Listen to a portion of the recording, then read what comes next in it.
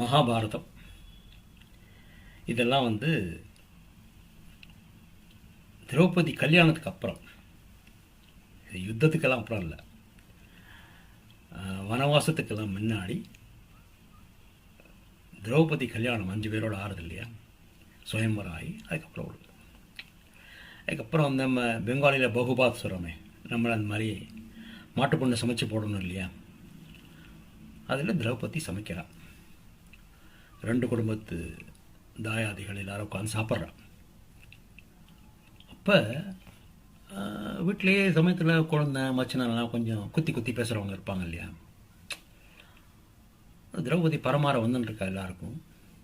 இங்கே பஞ்சபாண்டவ 5 பேர், அங்கே துரியோதனன் அவன் தம்பிகள் எல்லாரும், கர்ணனும் உட்காந்துருக்கான். ஏன்னா கர்ணன் அப்போவே ராஜா ஆயாச்சு துரியோதனால், அவனும் உட்காந்துருக்கான். ஏன்னா கர்ணன் சுயம்பரத்தை வேறு அட்டன் பண்ணான் இல்லையா அவன். அப்போ இந்த திமிரு பிடிச்சவன் துரியோதனன் திரௌபதி பரமார வரும்போது கேட்குறான், 5 பேரோட பொண்டாட்டியே இன்னைக்கு யாரோட டேர்ன் உனக்கு, இன்னைக்கு யாரோட முறை உனக்கு அப்படின்னு கேட்குறான். கேட்ட உடனே திரௌபதியோட கை காலெல்லாம் விலவலன்னு ஆகிடுது. என்னடா அது, இத்தனை பேர் உட்காந்து சாப்பிட்ற போது இவ்வளோ விளக்க வேற அவன் கேட்டான். தர்மருக்கு தம்பினா கொழுந்த, அர்ஜுனனுக்கு அண்ணானா மச்சினா, எப்படி இருந்தாலும் கேட்டது இவளுக்கு இதுவாகிடுது.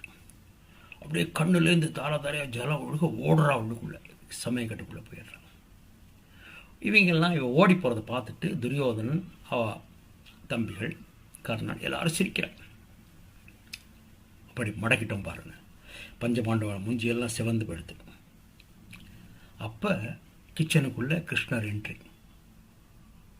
ஆபத் பாந்தவன் இல்லையா, பரந்தாமன் அங்கே உள்ளே வரான்.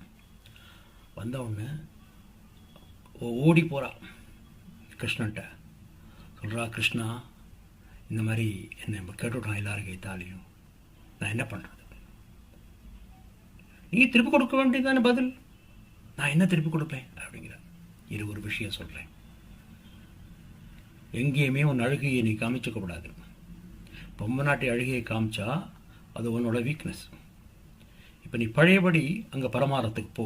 அவன் மாட்டேங்கிறா, ஐயோ நான் பரமாரெலாம் போக மாட்டேன் அப்படிங்கிறா. அவன் சொல்கிறான், நீ பரமாற போ, தைரியமாக போ.